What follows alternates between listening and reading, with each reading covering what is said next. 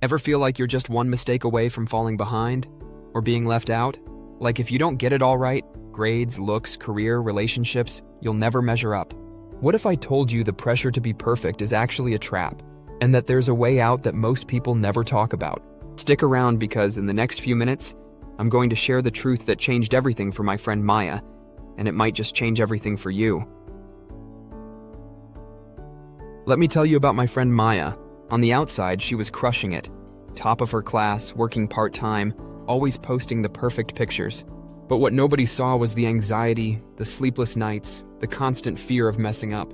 One night, after a brutal week of exams and a fight with her best friend, Maya almost quit everything. She stared at her phone, ready to delete all her socials and just disappear. But then, something happened that changed her life. I'll tell you what it was in just a minute. Here's the thing. Maya's not alone. Did you know 7 out of 10 young people say they feel burned out before they even turn 25? We're told to hustle, grind, and never settle for less. Social media makes it look like everyone else has it all together, but most of us are just trying to keep our heads above water. And the worst part?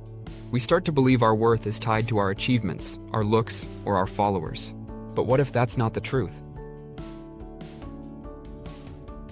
Here's what nobody told me growing up. God never asked us to be perfect. In fact, Jesus said, "Come to me, all you who are weary and burdened, and I will give you rest." In Matthew 11, verse 28. He didn't say, "Come to me when you've got it all together." He said, "Come as you are."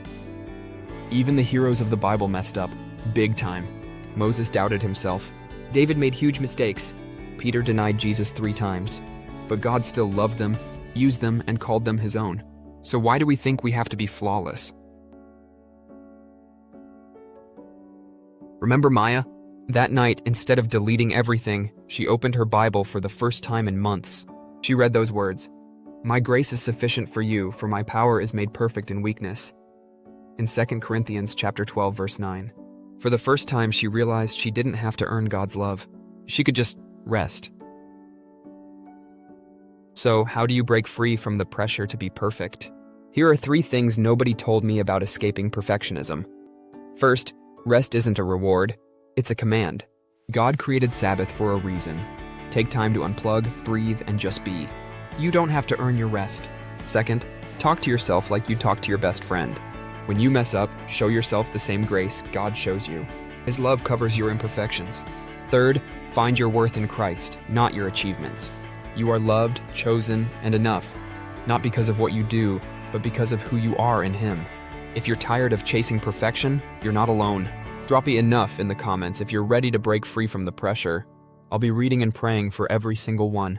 And if you want more real talk about faith, mental health, and life struggles, hit subscribe and join our community. We're in this together. Remember, you don't have to be perfect to be loved. You don't have to have it all together to belong. In God's eyes, you are already enough. Thanks for watching. See you next time. Subscribe for more faith and real talk.